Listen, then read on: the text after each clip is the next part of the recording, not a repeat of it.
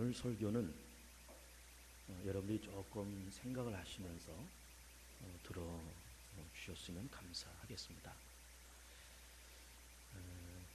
설교의 제목은 에베소 고별 설교 이렇게 되어 있는데, 사도 바울이 1차, 2차, 3차 전도 사역을 마치고 그리고 에베소 장로들에게 고별 설교 내지는 고별 인사를 하고 그리고 예루살렘으로 들어가는 그 본문을 오늘 우리는 도착을 했습니다. 하나님은 엿새 동안 천지 만물을 창조하셨습니다. 그것이 창세기 1장에 기록되어 있는데, 그 순서를 보면 이렇게 되어 있습니다. 첫째 날 빛을 만드시고, 둘째 날 궁창, 창궁이죠. 이 허공을 만드시면서, 그리고 셋째 날은 육지와 바다, 그리고 식물을 만드십니다.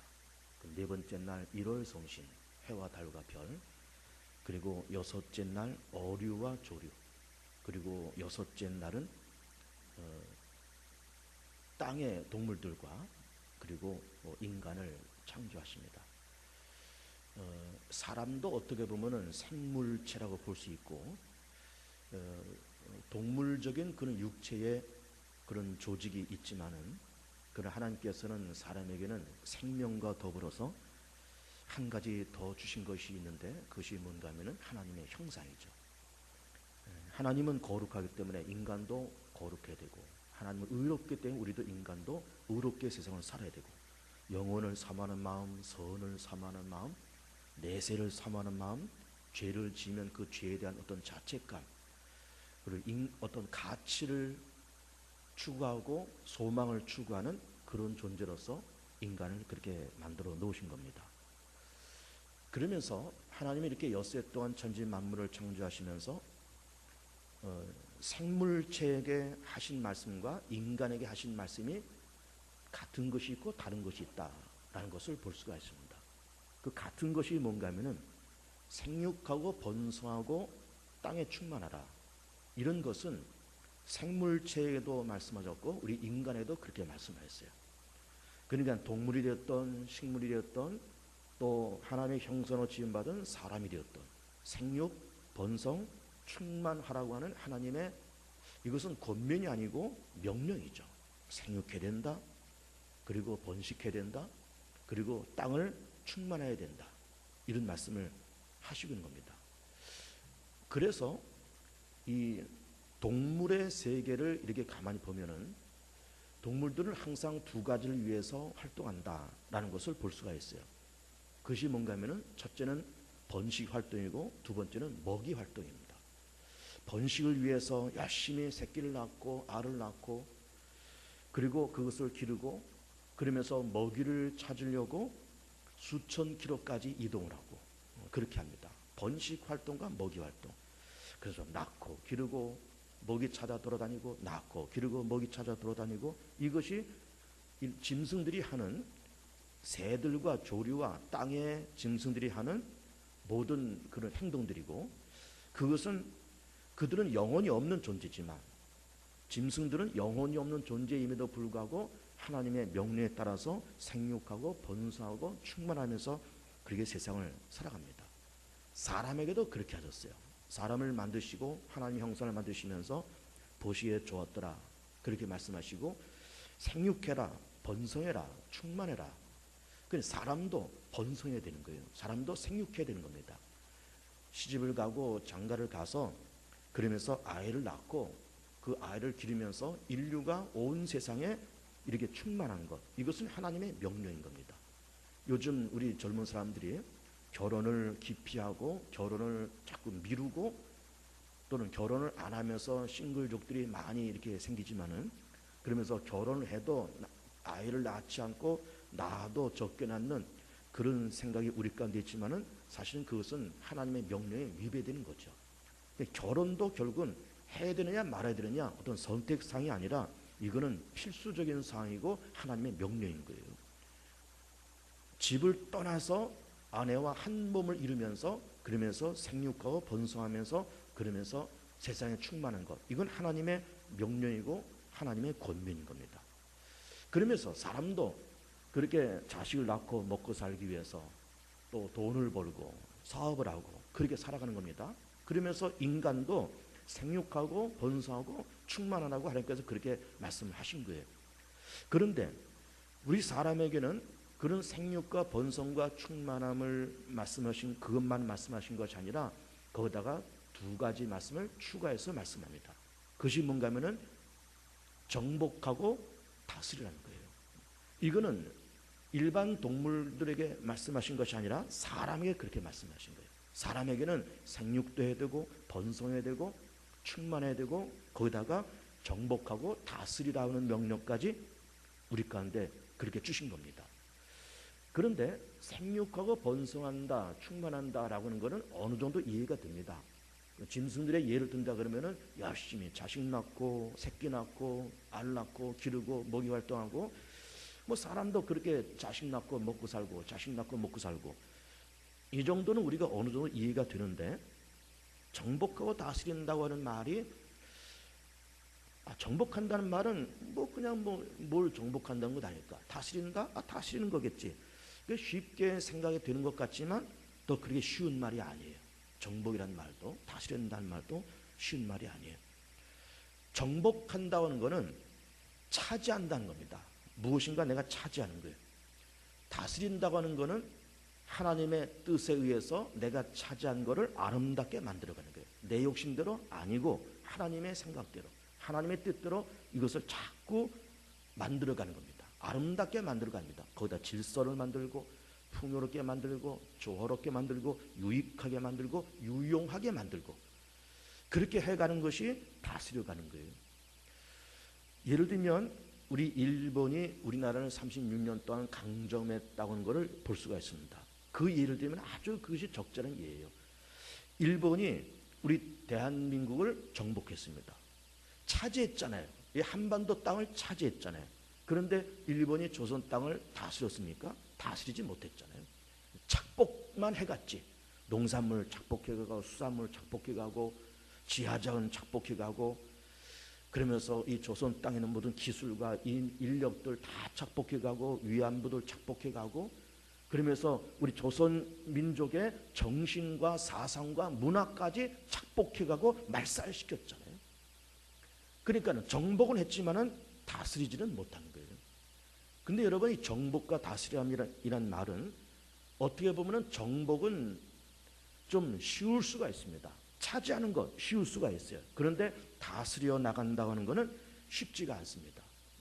정복하고 다스려 나가야 돼요. 하나님의 뜻대로 아름답게 조화롭게 만들어 가야 됩니다. 오늘 이제 오후 예배 시간에 우리가 캄보디아에 세운 우리 기념교회 소망의 세빛교회 그 교회 진선미 선교사가 옵니다. 와서 그동안 몇 년 동안 사역했던 것을 발표하고 그런 시간을 가질 거예요. 우리가 그 기념교회를 세우기 위해서 캄보디아를 3차례 방문했습니다. 그러나서 청년들이 작년 겨울에 재작년 그러니까 2012년도 겨울에 2월 달에 거기 가서 여름 겨울 단기 선교를 하고 왔지 않습니까? 가서 보신 분은 아시겠지만 캄보디아 수도가 푸놈펜인데 푸놈펜 중심에서 자동차로 한 40분 정도 가야 되는 거리입니다. 도로 표장이 좋지 못해서 40분이지만은 우리나라 이런 도로 여건이라 그러면 한 20분 내지 아무리 천천히 가도 30분 안에 도착할 수 있는 그런 거리입니다. 농촌 지역이지만은 아주 인구가 밀집되는 그런 지역이에요. 거기다가 우리가 기념교회를 세웠습니다. 그래서 거기다가 농촌 지역인데 우리가 여러분들 그 기념교회 사진을 여러분 다 보셔서 아시겠지만은 그 아름다운 건축물을 지은 거예요. 교회라는 건물을 지은 겁니다. 캄보디아는 불교 국가 아닙니까? 동네마다 절간이 있고 승려들이 떼를 지어서 몰려다니는 그런 나라 그런 동네에 번듯한 교회가 들어섰어요. 그러니까 이제 오후에 그 진성교사가 와서 여러 가지 얘기를 하겠지만은 제가 지난주에도 우리 교회를 방문했어요. 제가 잠깐 얘기를 했습니다. 이 선교사가 진선미 선교사 하는 말이 목사님 그 농촌 지역에 그 교회가 들어오면서 동네가 또 캄보디아 국민이 그리고 캄보디아 그 국민들이 교회를 보는 눈이 달라졌다. 기독교를 보는 눈이 달라졌다. 심지어 승려들이 교회를 보는 눈이, 불교에 심취해 있는 그들이 바라보는 교회의 이미지가 달라지고, 그러면서 교회를 다니면서 예수 믿는 사람들을 달리 보기 시작했다. 이런 얘기를 하는 겁니다. 이제 그 얘기를 오후에 할 겁니다. 그러면서 우리가 그 교회 지을 때 전기가 들어오지 않았어요. 그래서 발전기를 돌려서 전기를 만들고 그렇게 했는데, 교회를 짓고 나서 작년에 거기에 전기가 들어왔습니다. 그래가지고 이 진선미 선교가 하는 말이, 목사님, 전기가 들어오니까 삶이 달라졌습니다. 교회가 들어오니까 전기가 들어오죠. 전기가 들어오니까 도로가 포장되죠. 주민들이 교회를 바라보는 눈이 달라졌죠. 그러면서 지역이 바뀌고 사람들의 인식이 바뀌는데 놀랍게 바뀌더라라는 얘기를 하는 거예요. 그러니까 이것이 생육하고 번성하고 충만하고 정복하고 다스림의 의미가 그 속에 함축되어 있는 겁니다. 그러니까 교회가 그 속에 들어갔잖아요. 그 지역을 장악했잖아요. 그 지역을 차지했잖아요. 차지한 다음에 그 지역이 자꾸 달라진 거예요. 전기가 들어오고 도로가 포장되고 사람들의 인식이 깨고, 거기 하나님의 질서와 하나님의 문화가 거기에 하나씩 만들어져 가고 있는 거예요. 이런 것을 이제 오후 시간에 여러분들이 들으실 겁니다. 그것이 바로 정복하고 다스리는 거예요. 정복하고 다스리는 겁니다. 여러분, 전라남도 순천에 가면 그 2013년도 올해 거기서 정원 박람회를 했잖아요. 지금도 뭐 하는지 안 하는지 모르겠지만, 그리고 순천에 가면은 그 갈대밭이 아주 무성하게 있습니다. 근데 그거를 순천시에서 그 갈대밭을 구경하기 좋게끔 나무 데크로 길을 쫙 만들어 놓고, 그 산책로, 그리고 또 이 순천만을 바라볼 수 있는 어떤 조망할 수 있는 시설, 그러면 그 주변에 여러 가지 문화시설, 펜션, 이런 걸 아주 아름답게 만들었습니다. 그것도 여러분 가만히 보세요. 순천시에서 만들었는지 중앙정부에서 그렇게 만들었는지는 모르겠지만 그냥 버려진 땅이었을 것 아닙니까? 그냥 순천만 아주 지저분하고 갈대가 무성해서 볼품이 없는 그런 땅이었겠지만은 거기다가 아름답게 꾸미면서 나무 데크를 깔고 이것저것을 이렇게 해놓으니까는 명품 관광지가 된 거예요. 명품 관광지가. 그러니까는 거기 그 갈대밭을 차지해서 아름답게 거기에 많은 시민들이 오고 많은 관객들이 와서 그거를 보면서 참 즐거워하고 기뻐할 수 있는 그런 거를 만드는 겁니다. 이것이 바로 다스리는 거예요. 다스리는 겁니다. 정복한다는 것은 그리 어렵지 않을 수가 있습니다. 그런데 다스리는 것은 이거는 절대로 쉬운 것이 아니에요. 자, 김일성이 러시아에 들어가서 공산주의 교육을 받았습니다. 그러나서 소련의 뒤를 받고 중공군의 협력을 받으면서 6.25 전쟁을 일으켰습니다. 그러면서 사회주의에 물든 김일성 왕가가 지금 3대에 걸쳐서 북한 땅을 차지하고 있습니다. 그러면 김일성 왕가가 북한 땅을 정복했잖아요. 북한 땅을 차지했잖아요. 그러나 그 땅을 아름답게 다스렸습니까? 그렇게 다스리지 못하는 거예요. 황폐해진 거예요. 황폐해진 겁니다. 그러니까는 정복은 했지만은 다스림에 실패를 한 거예요. 다스림에. 여러분, 교회도 그렇습니다. 멀쩡하고 참 대형교회, 중형교회, 대형교회 이런 교회들이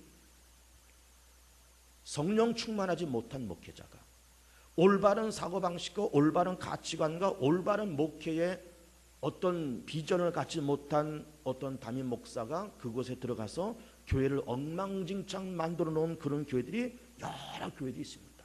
어느 교회라고 말하면 다 알만한 그런 중형교회, 대형교회임에도 불구하고 그 교회를 담임 목사로 청빙받고 위임까지 받았지만은 교회를 엉망진창 만들어 놓는 거예요. 다스림에 실패했던 겁니다. 그러니까는 정복한다는 거는 어떻게 보면은 쉬울 수 있습니다. 여러분, 결혼하는 거 어렵습니까? 결혼한 거 어렵지 않습니다. 남자 여자가 만나서 눈 맞고 날짜 잡고 예식장 잡아서 그래서는 청첩장 돌려서 결혼하면은 뭐 결혼식 할 수 있는 거예요. 결혼식 어렵지 않습니다. 그러나 결혼 생활을 40년, 50년 끌고 나가는 것은 절대로 쉽지가 않습니다. 그러니까 정복은 하는데 내가 그 여자를 정복하고 그 남자를 정복하고 결혼이라는 사건을 정복해서 자식도 낳고, 자식 낳는 거 뭐 어렵습니까? 결혼해서 살다 보면 자식 생기고 낳고 다 그러는 거예요.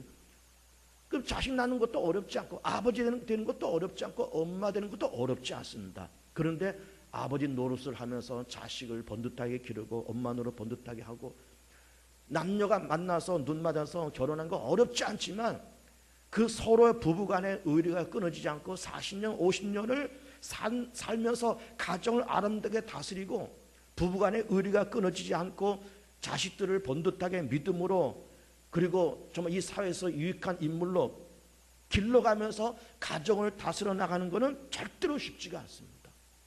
절대로 쉽지가 않아요. 목사 되는 것도 어렵지 않습니다, 여러분. 목사 되는 것도 그냥 4년대 대학 나와서 장신대 신대원 3년 공부하고 목사 고시 보면 됩니다.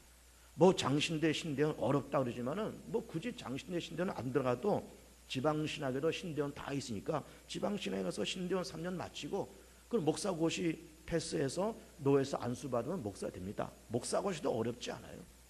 떨어뜨리려고 보는 시험이 아니고 붙이려고 보는 시험이기 때문에 절대로 어렵지 않습니다. 그 목사 고시 패스하고 노예에서 안수 받으면 목사가 되는 거예요. 목사 되는 거 어렵지 않습니다. 그러나 목사 안수 받고 나서 10년이 됐든 20년이 됐든 30년이 됐든 40년이 됐든 꾸준히 어느 교회 부임을 받았던, 아니면 특수 목회를 하던, 아니면 외국에 나서 선교를 하던, 그렇게 나가서 복음을 위해서 목숨 걸고 교회에서 목숨 걸고 정말 어떤 사심을 버리고 물질적인 욕심을 버리고 교회를 아름답게 만들어 가려고 예수 그리스도의 복음을 전하려고 열심히 목회하면서 교회를 번듯하게 만들어 가는 것은 절대로 쉽지가 않습니다. 그러니까는 정복한다고 하는 것은 어렵지 않지만은 다스린다고 하는 것은 이거는 쉽지가 않은 거예요. 쉽지가 않습니다. 우리는 흔히 꿈이다 혹은 비전이다 이런 말을 우리가 흔히 하지만은 꿈과 비전보다 더 중요한 것이 뭔가 하면은 다스림이에요. 그 다스림을 다른 말로 표현하면은 그것은 바로 사명인 거예요. 사명. 자기 인생을 다스리고 자기 가정을 다스리고, 그리고 내게 맡겨진 하나님께서 위임한 그 사명이 무엇인가를 바라보면서 그 사명을 완수한다는 것은 굉장히 중요한 것이고, 그 사명을 다른 말로 꿈이다 혹은 비전이다 혹은 말씀드리는 다스림이다 이렇게 얘기를 할 수 있는 거예요. 그러니까는 다스린다는 말을 하면서 하나님께서 인간을 창조하시고 생육, 번성, 충만, 정복해라, 다스려라 이런 말씀하고 있는데, 그 중에서 마지막에 다스림이고, 이 다스림은 결국은 각자에게 맡겨주신, 모든 인간 개개인에게 맡겨주신 사명인 거예요. 사명입니다. 여러분, 하나님도 사명이 있습니다. 예수님도 사명 때문에 이 땅에 오셨습니다. 성령도 사명이 계세요. 하나님은 전지전능하신 분이고 거룩하신 분입니다. 무소부지하신, 없는 것이 없으신, 어디나 계신 무소부지하신 하나님이신 거예요. 하나님은 전지전능하시고 영광과 거룩함이 끝이 없는 분인데 그 능력으로 말씀으로 세상을 창조하였습니다. 그러고서는 뒷짐지고 아니 내가 만들어 놓은 세상 어떻게 잘 굴러가겠지 하면서 그냥 내버려 둔 하나님이 절대로 아닌 겁니다. 태엽 감아놓고 배터리 집어넣고 뭐 장난감이 이렇게 움직이듯이 뭐 배터리가 다 닳도록, 태엽이 다 풀리도록 그냥 네 마음대로 굴러가라, 그렇게 하나님께서 말씀하신 것이 아니라, 하나님은 세상을 만들어 놓으시고 병든 세상, 죄 가운데 타락한 인류를 구원하시고자 하는 절박한 심령과 절박한 사명을 가지시는 거예요. 하나님께서 인간을 만드셨지만은 인간이 아담과 하와가 타락하면서 선악과 따먹고 범죄하고 그렇게 있을 때, 그러면서 인간에게 3대 악지가 들어오잖아요. 죄의 권세와 사망 권세와 사단의 권세가 들어왔을 때, 그러면 이 세상을 어떻게 건질 거냐, 인류를 어떻게 건질 거냐, 건지자라는 뜨거운 사명을 하나님께서 가지셨던 거예요. 하나님께서 세상을 만드시고 세상을 정복하셨잖아요. 그 정복하신 다음에 그냥 놔두신 것이 아니라 그 세상을 하나님께서 다스려 나가신 거예요. 만드신 세상을 다스려 나갑니다. 물론 병든 세상이고 사단의 공중것을 잡고 죄악에 관영하고 죽음이 사망의 왕노릇하는 세상이지만은 이 세상을 다스리고 이 세상을 그 죄 가운데 사망에서 건지시고자 하는 뜨거운 사명을 가지시면서 그런 계획을 갖고 독생자를 보내시잖아요. 예수는 이 땅에 오셔서 성부가 보낸 그 다스림, 성부가 보낸 그 사명, 그 사명을 당신의 사명으로 가슴에 품고 33년 동안 일평생을 그 사명과 그 다스림의 목적을 위해서 살아가시는 거예요. 당신은 어떤 안일함을 위해서 살아가셨느냐? 아닙니다.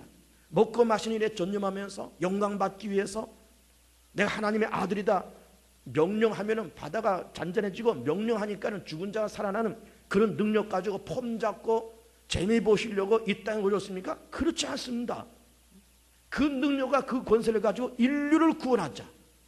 병든 인류, 죄 가운데 빠진 인류, 사단에게 빠진 인류를 구원하시고자 하는 그 성부의 명령과 성부의 사명을 당신이 품고 그 사명을 완성하시고자 십자가까지 짊어지시고 갈보리 산에서 죽으신 거예요. 그리고 부활하시고 승천하셔서 성령을 이 땅에 보내신 거예요. 예수님께서 33년 동안 사셨던 그 삶은 무슨 삶이었느냐? 한마디로 사명을 위해서 사셨던 그런 인생이었어요. 그 삶이 뭡니까? 인류를 구원하자. 그러기 위해서 아무 죄가 없는 예수 그리스도가 인류의 죄를 대신 담당하시고 죽으셔야 그 십자가에서 죄 문제가 해결되고 죄값이 치러지고 부활하시고 승리하셔야 죽음의 권세를 누리고 사망의 권세 그리고 사단의 권세를 누리실 수 있기 때문에 부활하시고 승천하시고 인류를 구원하시는 그 사명을 가지고 이 땅에 오신 거예요. 예수는 왜 오셨느냐? 사명을 위해서. 왜 십자가에 죽으셨냐? 사명을 위해서. 무슨 사명? 인류를 구원하시는 사명. 그 사명을 위해서 이 땅에 오신 거예요. 예수께서 부활 승천하시고 나서 하나님 보좌 우편에 앉아 계시면서 믿는 자에게 성령을 주십니다. 성령은 뭐라 하시는 분입니까?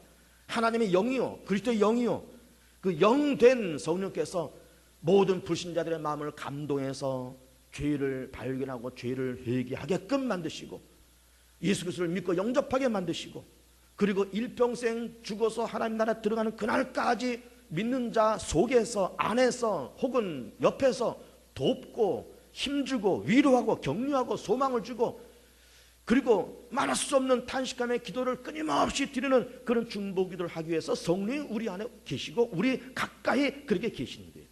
성령도 결국은 믿는 자를 구원하고 믿는 자를 죽을 때까지 하나님 나라 인도하기 위해서 그 사명을 갖고 이 땅에 강림하신 분도 성령님이에요. 그러니까는 성부, 성자, 성령이 공통적으로 갖고 있는 그 사명은 인류 구원. 하나님도 인류 구원, 성부도 인류 구원, 성자도 인류 구원, 그리고 성령도 인류 구원을 위해서 그 사명을 위해서 오직 일하시는 분이 성삼위 하나님이셨던 겁니다. 성삼위 하나님. 오늘 우리는 사도행전 20장을 보았습니다. 사도 바울의 에베소 교회를 향한 고별 설교예요. 말씀드린 것처럼 다메섹 가다가 부활하신 예수님 만나고 나서 성령 받고 그동안 기독교에 대해서 예수에 대해서 많은 오해와 갈등이 있다가 성령 받고 나서 눈에서 비늘 같은 것이 떨어지면서 그러면 예수를 정난하게 발견하는 겁니다. 아, 그 예수 하나님의 아들이셨어. 그가 죽으신 것은 어떤 정치적인 모함에 의해서 죽으신 것이 아니라 온 인류의 죄를 담당하신 완벽한 제사로서 그렇게 십자가로 죽으셨다. 부활하신 것, 제자들이 시신 훔쳐다가 감추고 부활했다라고 그렇게 소문이 퍼졌고 그렇게 된 줄로 알고 있었는데 부활이 이건 역사적인 사실이고 육체로 죽으시고 육체로 부활하시고 완벽하게 죽으시고 완벽하게 다시 살아나시고 십자가에서 죽으심을 통해서 인류의 죄값을 다 정리하고 죄의 세력을 무기력하게 만들고 부활하시고 승천하시면서 성령을 보내셔서 이제는 우리가 그 예수를 하나님의 아들로 내 주님으로 믿고 영접한 자마다 죄의 권세, 사망 권세, 사단 권세 누르고 그 예수 때문에 부활하고 예수 때문에 죄사함 받고 예수 때문에 하나님 자녀 되고 예수 때문에 천국 백성 된다고 하는 이 복음을 깨달은 다음에 이 복음을 전하는 것에 온 인생을 바치는 거예요. 그 사명을 위해서 나 달려갈 길을 다 달리고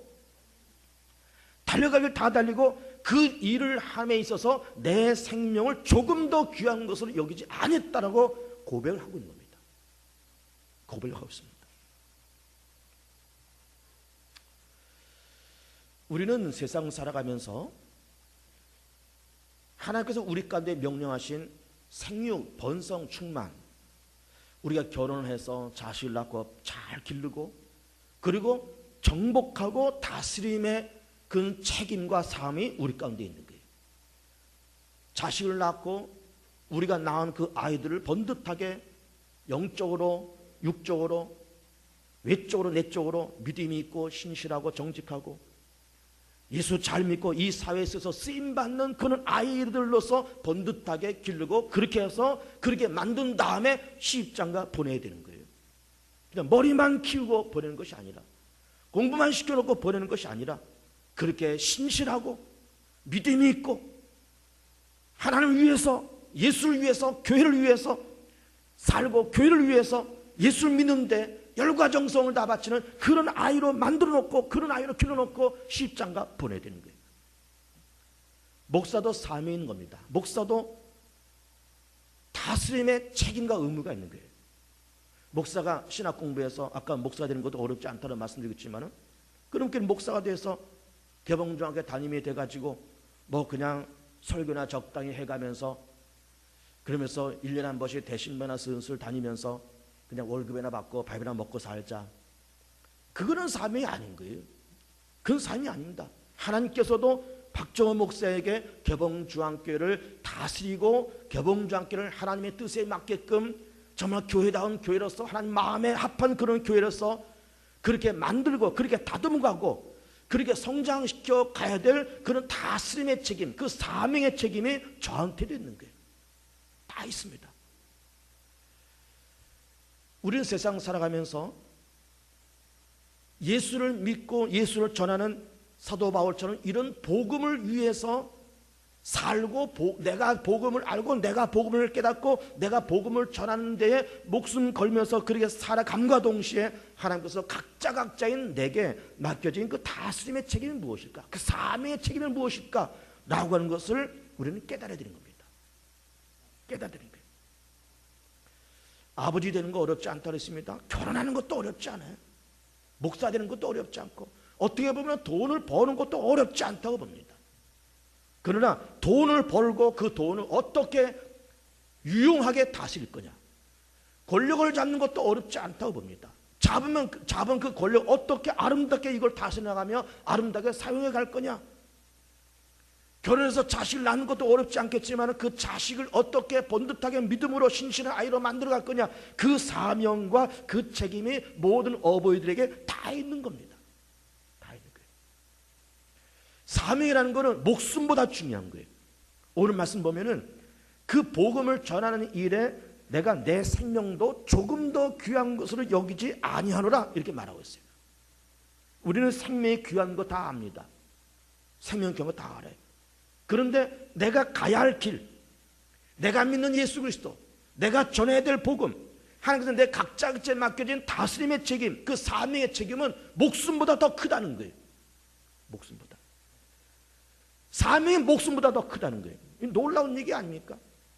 많은 사람들이 신약 성경에서 뿐만 아니라 복음이 전파됐을 때 많은 사람들이 예수 때문에 복음 때문에 순교하는 사람들이 많은 거예요. 바울도 순교했고 예수님의 제자도 다 순교했고 복음이 증거되면서 많은 사람들이 그 복음 때문에 순교하고 130년 전에 우리 한반도에 복음이 들어왔을 때도 많은 사람들이 그 복음 때문에 순교하고 목뱀을 당하고, 그러면 그 순교했던 사람들이 왜 그렇게 목을 내놓고 죽는데도 아낌없이 자기 목숨을 내놓느냐? 예수를 믿는 것이, 또 예수를 전하는 것이, 그 복음의 가치가, 그 다스림의 책임이, 사명의 책임이 목숨보다 더 크다는 거예요. 내가 예수 믿는 것이 목숨보다 더 크고, 복음 전하는 것이 목숨보다 더 크고, 예수 믿는 것이 목숨보다 더 크고, 내 사명 감당하는 것이 목숨보다 더 크다. 그러니까는 목숨을 내걸고 사명 감당하다가 그 목숨을 아낌없이 순교의 자리에 내어놓는 거예요. 왜? 사명이 더 크니까. 예수 믿는 가치가 더 크니까. 예수를 전하는 그 가치가 더 크니까. 사명 감당하고 다스림의 그 책임이 더 크니까. 더 크니까. 먹기 위해서, 먹고 살기 위해서 열심히 우리가 애쓰고 발버둥 치고 사는 것은 그건 아름다운 겁니다. 자식들 먹여 살리고 가정을 아름답게 먹여 살리려고 정말 우리가 불철주야 열심히 돈 벌고 열심히 사업을 꾸려나가는 건 아름다운 거예요. 그런데 그거보다 더 큰 거는 예수 믿는 것, 예수를 전하는 것, 예수를 아는 것, 그리고 주께서 내게 맡긴 그 사명과 다스림의 책임은 먹고 사는 일보다 더 큰 것이고 생명보다 더 큰 거예요. 더 큰 겁니다. 우리 각자에게 맡겨진 사명이 무엇인지를 한번 보시기 바랍니다. 하나님이 내게 맡겨진 그 다스림의 책임이 무엇인가라는 것을 보시기 바랍니다. 예수님의 여러 제자들, 사도 바울, 무엇을 위해서 산 사람들인가? 사명을 위해서 산 사람들이에요. 그 사명은 목숨보다 더 크다는 거예요. 먹고 사는 일보다 더 크다는 거예요. 물질보다 더 크다는 거예요. 그 사명을 붙잡고 예수님은 십자가에서 죽으시고 바울도 그 사명을 붙잡고 일생을 살고 달려갈 길 다 달리고 그 사명을 전하는데 생명을 조금 더 귀한 것으로 여기지 않았다는 거예요. 놀라운 고백이죠. 놀라운 고백입니다. 예수를 믿는 여러분 목숨 걸어야 됩니다. 예수를 전하는 일에도 목숨을 걸어야 되고 하나님께서 내게 맡겨진 모든 사명과 다스림의 책임에도 목숨을 걸어야 되는 거예요. 대충 예수 믿지 마시고